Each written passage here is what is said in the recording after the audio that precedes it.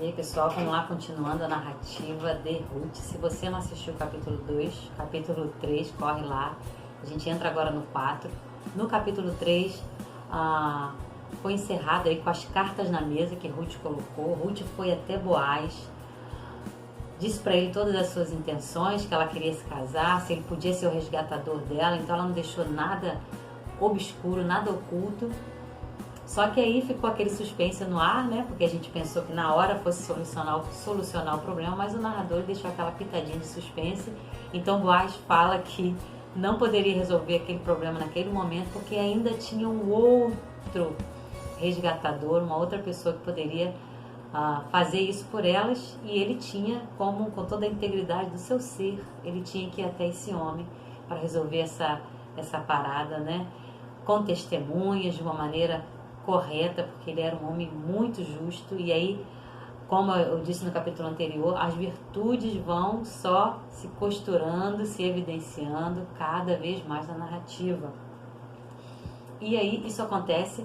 Então ele despede ela para casa e ele sai dessa cena íntima, desse ambiente fechado, para um ambiente aberto, né? Eles vêm para um palco externo, e aí ele vai lá, Boaz vai lá, senta na escada, espera o resgatador passar, chama o camarada para perto, chama as testemunhas, conversa, diz que Noemi quer vender as terras, que é de Elimeleque, irmão deles, né, da mesma família parente. Se ele não quer assumir esse resgate, e ele diz que quer. Só que Boaz, é muito legal que quando Ruth vai até Boaz, parece que ele já sabia que Ruth fosse fazer alguma investida, né, com relação a ele, porque quando ela chega, ele já tem a resposta na ponta da língua e fala: não, eu quero fazer isso, mas tem uma outra pessoa ainda na minha frente. Então parece que ele já tinha calculado tudo isso, e o narrador mexe com a nossa inventividade quando ele faz isso, né? Ele deixa uma coisa subentendida e a gente pensa, cara, ele já imaginava, porque ele já tinha a resposta na ponta da língua, né? E foi lá, o cara quer, mas aí de repente ele joga mais um peso aí, né?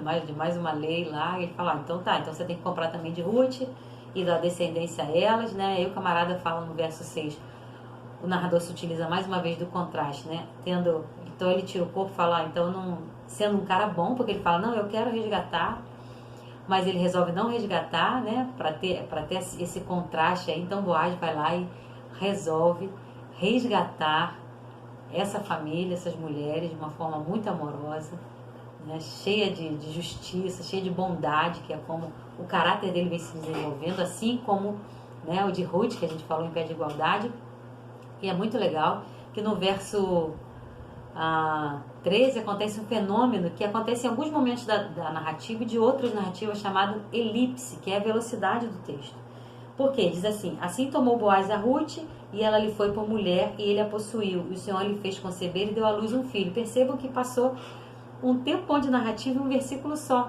Ele casou, ele conheceu a mulher engravidou, teve filho. Então você vê como ele, tipo se fosse uma costura, né? Bem aqueles pontos mais curtinhos em um texto, em um versículo só. Aí isso a gente chama elipse. Isso é muito legal, que acontece em vários momentos da narrativa. E aí você tem no verso 15 a oposição, que fala assim: quando as mulheres chegam, o eixo feminino é muito forte na narrativa, é proposital, né? É intencional a participação das mulheres nesse final, porque elas são o destaque da narrativa. São as mulheres, né, que tem esse sinal de exclusão também, mas elas têm iniciativa, elas têm força, elas têm consciência histórica, elas estão nesse final porque elas são a força da narrativa.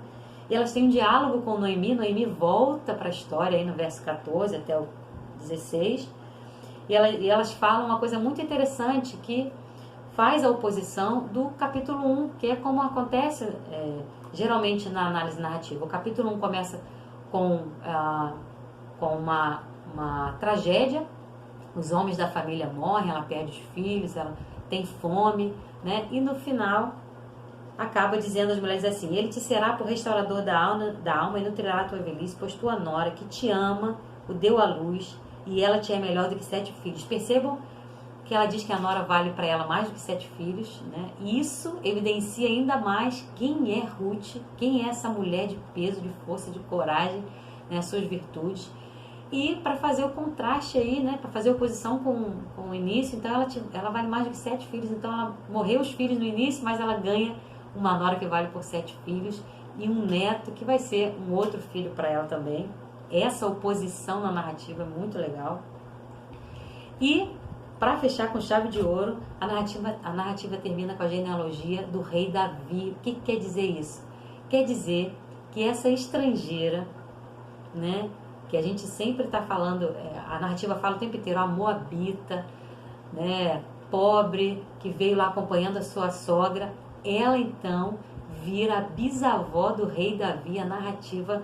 Então a gente muda o gênero literário nesse finalzinho, para dizer que o foco era costurar tudo isso para chegar aqui, que essa mulher resgatada, essa mulher improvável, essa pessoa improvável, faz parte da genealogia de Davi, trazendo uma bênção nacional. Davi foi o grande rei de Israel.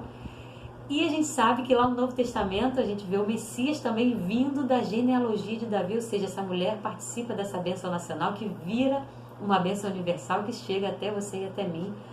E qual é a conclusão disso, gente? Que Deus é o grande resgatador nessa história. É Ele que é mostrado nesse texto, porque Deus não é revelado na narrativa de forma sistemática. Ele é revelado de forma narrada. Então, a gente vê, deixa eu ver onde eu anotei aqui, a gente vai conhecendo Deus por intermédio do seu agir. Essas narrativas vão desenhando os pontos da face de Deus, caráter, amor leal, fidelidade, que resiste às nossas blasfêmias, mesmo quando chegamos ao nosso limite, como Noemi chegou lá no limite dela e fala, me chama Mara, porque Deus me fez amarga. Mesmo assim, ele permanece fiel e conduz Noemi de forma amorosa, ele conduz a minha história, a sua história de forma amorosa. E ele transformou uma história particular, uma crise de uma família, em uma bênção enorme, né? Uma história que se conecta com a história divina, com a história, com a big história da salvação, com a grande história da salvação, que é a grande história de Deus. Então, quando a nossa história, a nossa pequena história, né? Se somos viúvas, se somos estrangeiras, se somos pobres, se somos mulheres, se somos o que somos, quando isso, ou esses que somos, quem somos, se conecta com a história de Deus, ele transforma toda a nossa essência e ainda por cima faz com que essa essência vire ação, vire atitude prática no cotidiano, como aconteceu com Noemi atraindo Ruth para o seu Deus, como aconteceu com Ruth, que mesmo com todas aquelas circunstâncias adversas, ela mostrava e ela revelava em cada momento as suas virtudes, porque a história dela já estava conectada com essa grande história, que é a história do nosso Deus. Então, cada vez que cada pessoa, que cada ser humano se conecta com a história divina, essa história é transformada. E não só é transformada, como transforma, como diz nos evangelhos, né?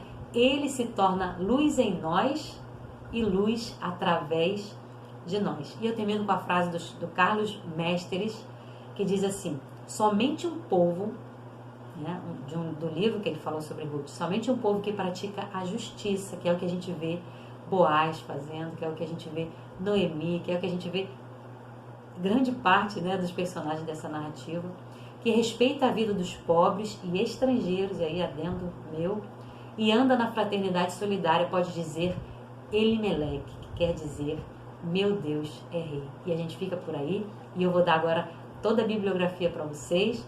Fica ligadinho, muito obrigada e até o próximo estudo. Um beijo!